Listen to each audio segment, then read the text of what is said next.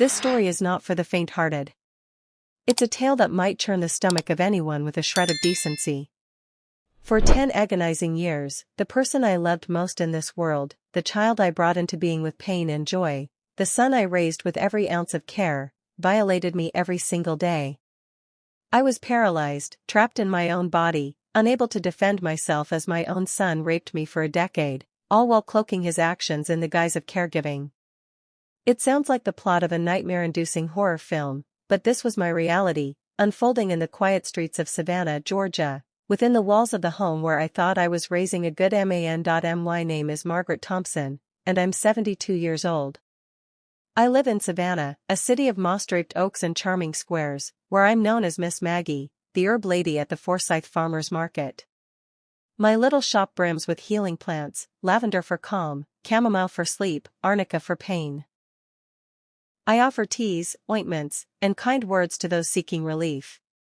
People see my warm smile and assume I've lived a gentle life, but behind that smile lies a story I buried for years, a story so heavy I hesitated to share it until I realized silence was a chain I had to break. Before I dive into this painful truth, I want you to pause and share in the comments, what's your name, and where are you watching from? I want to connect with the brave souls willing to hear this raw, unfiltered story. This isn't a tale for everyone, it will shake you, maybe haunt you. But I'm telling it because I know there are women out there enduring similar horrors, trapped in silence, and my courage might light a spark in their hearts. Every word I share is true, every detail lived, and if you stay until the end, you'll understand why it took me so long to find my voice. My story begins in the humid, bustling heart of Savannah's industrial district, where I spent over 2 decades working in a textile factory. The building was a cavern of clattering sewing machines, thick with fabric dust and the faint chemical tang of dyes. I was one of hundreds of women, hunched over machines, stitching clothes we could never afford. My hands moved in a relentless rhythm, sewing seams for hours, my back aching, my eyes straining, my fingers stiff from the repetitive work. It was grueling, but I did it for one reason: my son, Daniel. Daniel's father, Charles, was a charming man from a respectable family, full of promises that vanished when I told him I was pregnant. At 19, I was left alone, staring at a future with no support. Charles said he was too young for fatherhood, too free for responsibility, and walked away without looking back. I was devastated but resolute. My own childhood had been cold, my mother died when I was young, leaving me with a father who showed love through discipline, not warmth. I vowed Daniel would know a different life, one filled with love, opportunity, and the stability I never had. I poured my heart into raising him. My day started at 5 a.m., brewing coffee, packing lunch, and catching 2 buses to the factory by 7. After a 10-hour shift, I'd return home exhausted, yet I cooked dinner, helped Daniel with homework, washed clothes, and cleaned our small, weathered house on a quiet Savannah street. Weekends were for him, trips to Forsyth Park, where we'd share melting ice cream under the oaks, or saving pennies for new school shoes when his feet outgrew the old ones.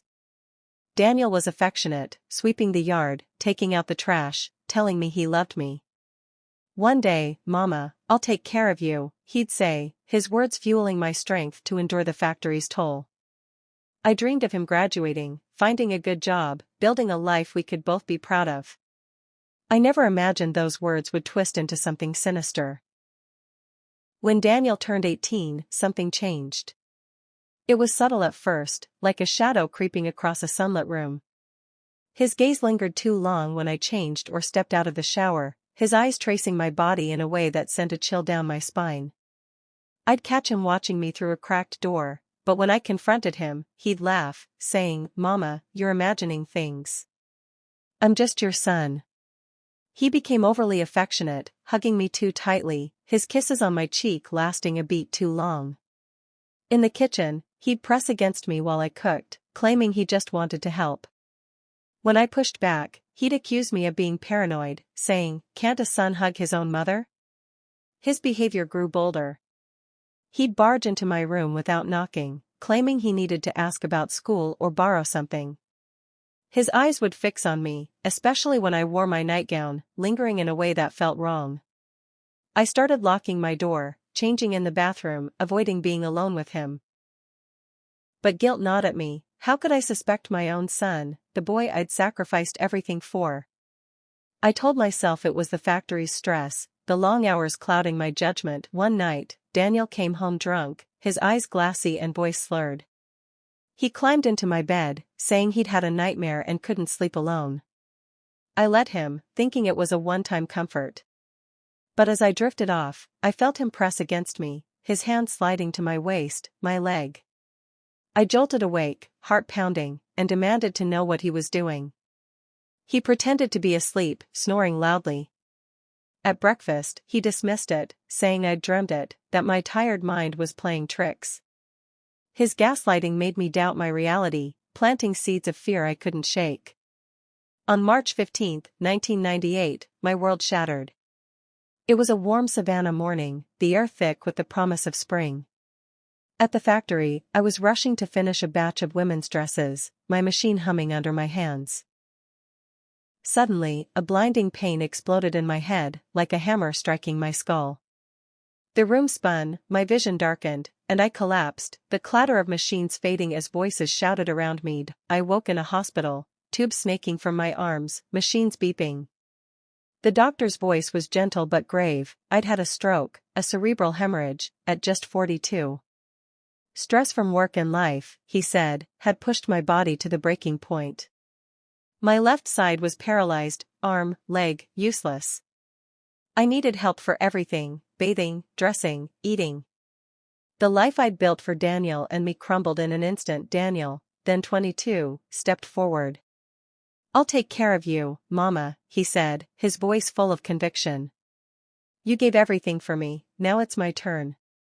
His words moved me, a flicker of hope in my despair. I thought I was blessed to have such a devoted son. But that hope soon turned to horror.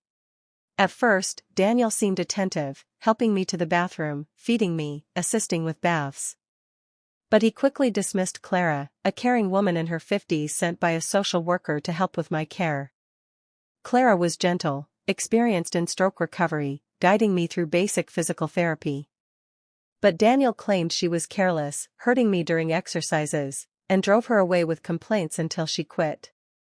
He insisted he alone knew how to care for me, isolating us from the world. He controlled everything, my meals, my medicine, my contact with others. Neighbors who tried to visit were turned away with excuses. "Mom is sleeping, she's in pain," the doctor ordered rest. He answered phone calls, speaking for me, ensuring no one got too close. The house became a prison, its walls closing in as Daniel's care revealed its true nature. Baths became a nightmare. What should have been quick, clinical tasks stretched into hour-long ordeals. Daniel's hands lingered on my breasts, my private areas, claiming he needed to clean thoroughly to prevent infections. "Paralyzed people need special care," he'd say, citing internet research. His touches were deliberate, invasive, nothing to do with hygiene. I tried to protest, but he'd dismiss me. "You don't understand medicine, Mama. I'm saving you from sores, infections, death." The abuse escalated. He'd massage my body, claiming it was to improve circulation or check for nodules, his hands wandering to places no son should touch. "Paralyzed women need this," he'd insist, his voice calm but authoritative. I was trapped, my left side dead, my right too weak to push him away. Panic clawed at me, but screaming was useless, no one could hear. He gave me vitamins that left me groggy, my thoughts muddled, my strength sapped. I suspected they were sedatives, making me less able to resist. The worst came one drunken night. Daniel, crying about his loneliness, claimed I owed him for his sacrifices, that my paralysis had ruined his chance at a normal life. What followed was a violation so horrific I still wake screaming from nightmares. He called it a special relationship, saying we were a couple, destined by God, and no one could know because people wouldn't understand. For 10 years, he subjected me to daily abuse, baths, therapy, relaxation sessions, all disguised as care, all justified with medical lies. Daniel's control was absolute. He decided what I ate, what medicine I took, what TV I watched. He isolated me completely, telling neighbors and friends I was too fragile for visitors. When I resisted, he'd threaten to abandon me to a nursing home, painting vivid pictures of neglect and misery. "Who'll believe a paralytic over me?" he'd sneer. "Everyone knows me as the son who gave up everything for his mother." His reputation was spotless, neighbors praising his devotion, unaware of the monster behind the mask. He'd answer for me at doctor visits, never leaving me alone with medical staff. If I tried to signal distress, he'd interrupt, saying my stroke caused confusion. My slurred speech, a side effect of his vitamins, made it hard to communicate. Once, I stole the phone and called 911, but my words were garbled, and Daniel caught me. Furious, he threatened to tie me to the bed, claiming I was delusional. I lived in constant fear, doubting my own sanity, trapped in a body that wouldn't obey and a home that felt like a cage. After 8 years of this hell, a miracle broke through. Mrs. Carter, my neighbor, was homesick one day, a rare break from her usual work schedule. During one of Daniel's abuses, I found a strength I didn't know I had and screamed, raw, desperate cries that tore through the thin walls. Mrs. Carter heard, her heart stirred by the anguish in my voice. She knocked, demanding to see me. Daniel tried to dismiss her, claiming I was having a pain crisis, but she pushed past him. She found me in bed, sweaty, neck marked with handprints, eyes red from crying. My desperate gaze told her everything. Ignoring Daniel's protests, she called 911. At the hospital, a doctor noticed signs of extreme stress and insisted on examining me alone. For the first time in years, I had a chance to speak. When he asked if my son was hurting me, I nodded, tears streaming. A social worker and psychologist listened as I poured out my story, my slurred words halting but clear enough. Forensic exams revealed undeniable evidence of years of sexual abuse. Daniel was arrested on the spot, denying everything with chilling calm. He claimed I was delusional, a common stroke symptom, and that he'd sacrificed everything for me. But the evidence, marks on my body, old and new, told the truth. He was sentenced to 12 years for rape of a vulnerable person, false imprisonment, and mistreatment. For the first time, I felt a flicker of justice, though the scars remained.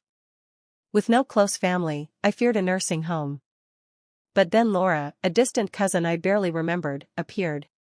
She'd heard of my case through a hospital friend and offered me a room in her quiet Savannah home, a cozy house on a tree-lined street. Laura was patient, moving slowly to avoid triggering my fear, her gentle voice a balm to my battered soul. She adapted her home with support bars, a low bed, and a wheelchair, giving me safety I hadn't known in years. Laura introduced me to Rebecca, a physical therapist in her 40s with a firm but caring demeanor. Rebecca was outraged by my story and vowed to help me regain movement. The first sessions were grueling, my body, tense from trauma, resisted. But Rebecca taught me breathing exercises, helping me trust my body again. After 3 months, my left hand twitched, a tiny movement that brought us both to tears. "Your body's coming back to life, Margaret," she said. Slowly, my fingers, wrist, and elbow responded, then my leg. Each step was a victory. I also worked with Dr. Wilson, a psychologist specializing in trauma. She helped me unpack 2 wounds, the stroke that stole my independence and the decade of abuse that followed. She taught me I wasn't to blame, that Daniel's actions were crimes, sexual violence, abuse of a vulnerable person, false imprisonment, not care or love. Her words dismantled the guilt I'd carried, showing me I was a survivor, not a victim. Laura suggested a medicinal herbs course taught by Miss Evelyn, a local expert. In a small community center, surrounded by jars of dried leaves and roots, I discovered a gift.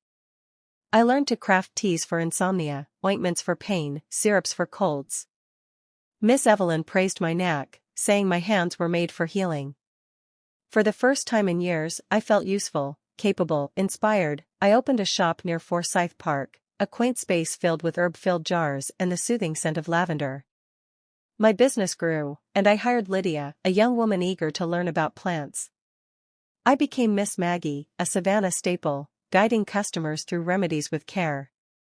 My shop wasn't just a business, it was a sanctuary, a place where I helped others heal as I rebuilt myself. I found love with Mr. Edward, a 68-year-old widower who bought lemon balm tea for his nerves. He knew my story, respected my past, and treated me with a tenderness I thought I'd never know. We'd walk through Savannah's squares, share dinners at cozy diners, and build a romance rooted in trust. Laura became my heart's sister, helping in the shop on weekends, our bond a lifeline. I also started a support group for women with disabilities, meeting weekly to share stories and strength, helping many escape abuse. Last year, as I organized arnica ointments in my shop, a trembling voice broke my focus. "Mama, I need your help." It was Daniel, but not the strong, menacing man who'd tormented me. He was frail, leaning on a cane, his skin sallow, his body ravaged by multiple sclerosis. He could barely walk, hold objects, or care for himself. He begged for my help, claiming regret for his past mistakes, saying he'd die without me. I felt no anger, no fear, only a calm strength.